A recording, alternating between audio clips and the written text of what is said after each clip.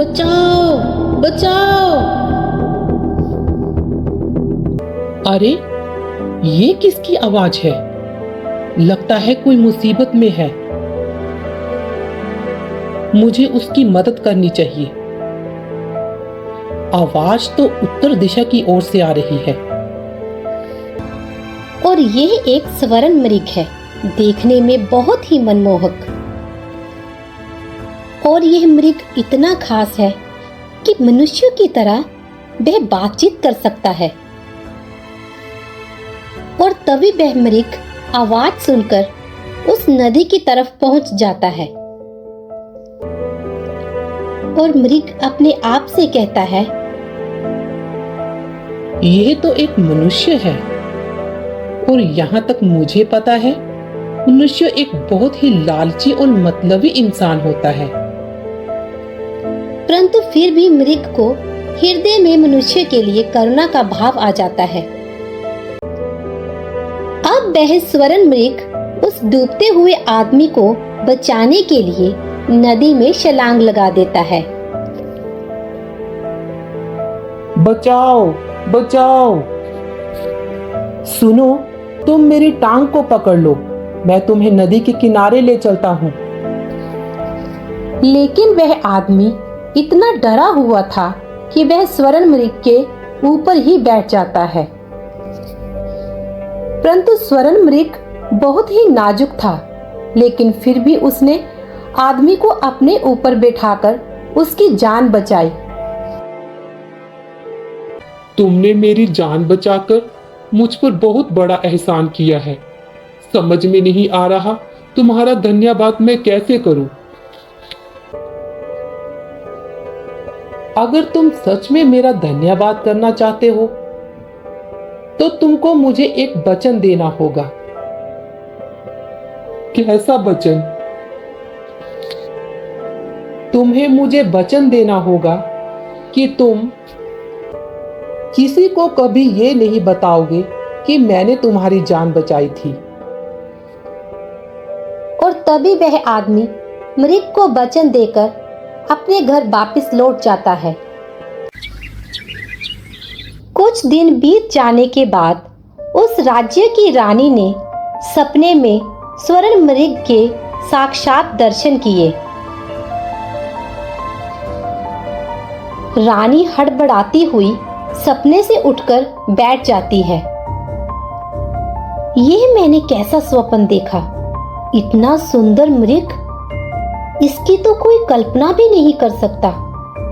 क्या कोई मृग सच में इतना सुंदर हो सकता है? वह मृग देखने में कितना सुंदर और अद्भुत था, तो खाने में वो कितना ही लाजवाब होगा। और ये सब सोचते हुए रानी राजा के पास जाती है और कहती है, हे राजन, मैंने आज स्वप्न में बहुत ही सुंदर और अद्भुत मृग के दर्शन किए। वो इतना सुंदर था कि कोई भी उस पर मनमोहक हो जाए। आप जाएं और उस मृग का शिकार करके लाएं। परंतु रानी, आप यह कैसी बातें कर रही हैं? आपने तो ये मृग स्वप्न में देखा है। अब ये जरूरी तो नहीं कि ऐसा कोई मृग जंगल में हो। परंतु मुझे कुछ नहीं पता। आप अपने सैनिकों के साथ जाकर उस मृग को ढूंढ कर लाइए। और तब रानी उस मृग को ढूंढने के लिए जिद करने लगती है। राजा रानी की बात सुनकर वहां से चला जाता है और सैनिकों को साथ ले जाकर जंगल में स्वर्ण मृग को ढूंढने निकल जाता है। ऐसा तो जंगल में कोई भी मृग नहीं है। हमें जंगल में घूमते घूमते अब तो रात भी होने लगी, परंतु अभी तक ऐसा कुछ नहीं मिला। रानी भी ना अजीब सी जिद लेकर बैठ गई है। और शाम होने के बाद राजा सैनिकों के साथ वापस महल में लौट जाता है। अगले दिन राजा अपने गुरु के आश्रम में जाता है।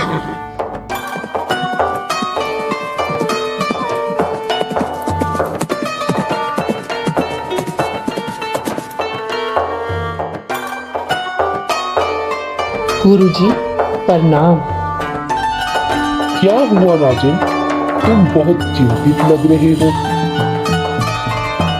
गुरुजी, रानी अजीब सी जिद लेकर बैठ गई हैं। अचानक से उन्होंने स्वप्न में एक स्वर्ण मृग के दर्शन किए और उस मृग को पाने की जिद कर रही हैं।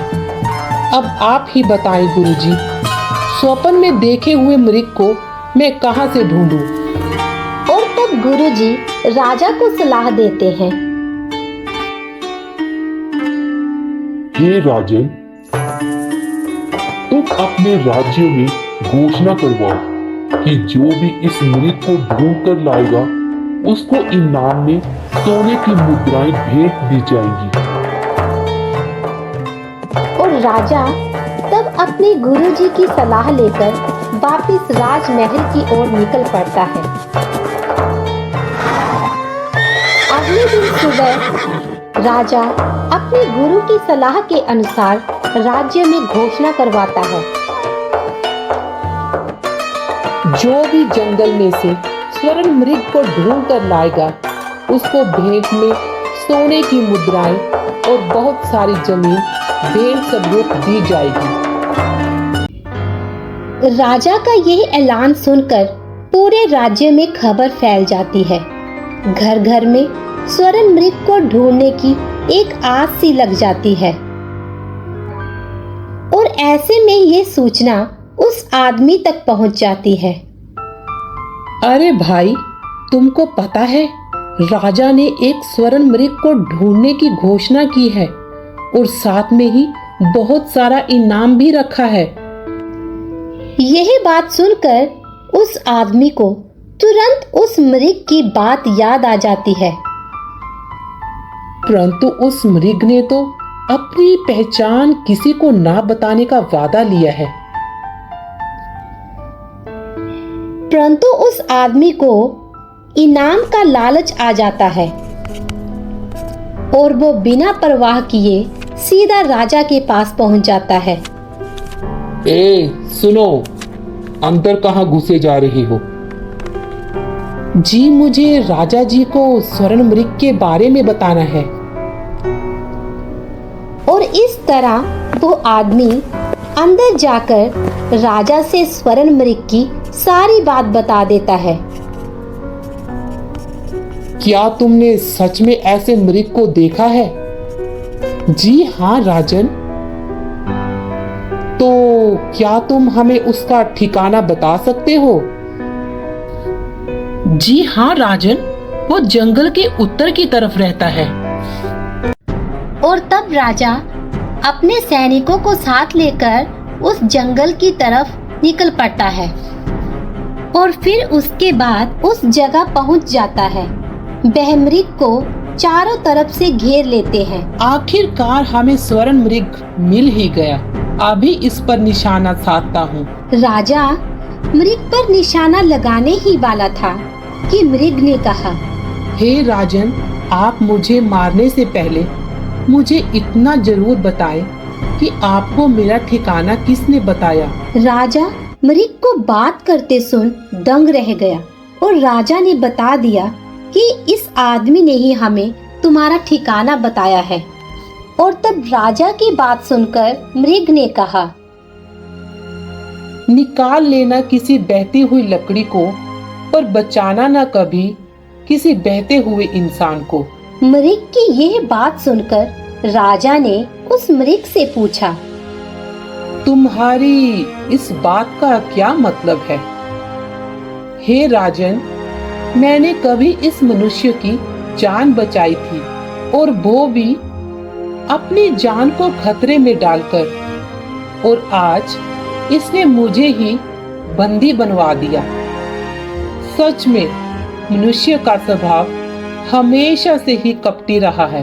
मृग की यह बातें सुनकर राजा को बहुत दया आई और राजा ने अपने सैनिकों से कहकर उस आदमी को ही जेल में डालने का आदेश दे दिया और मृग को छोड़ दिया। मृग ने राजा का धन्यवाद किया। हे राजन, आपका बहुत बहुत धन्यवाद जो आपने मेरे प्राण मुझे वापस किए। राजा बहुत ही दयालु था। राजा ने उस मृग को महल में आने का निमंत्रण दिया। मुझे आपका निमंत्रण स्वीकार है राजन। तब वह मृग राजा के साथ महल में गया और रानी उस मृग को देखकर बहुत खुश होती है। और इस तरह कुछ दिनों के बाद मृग वापस जंगल में लौट जाता है। कहानी अच्छी लगे तो इसे लाइक जरूर करें और चैनल को सब्सक्राइब करें।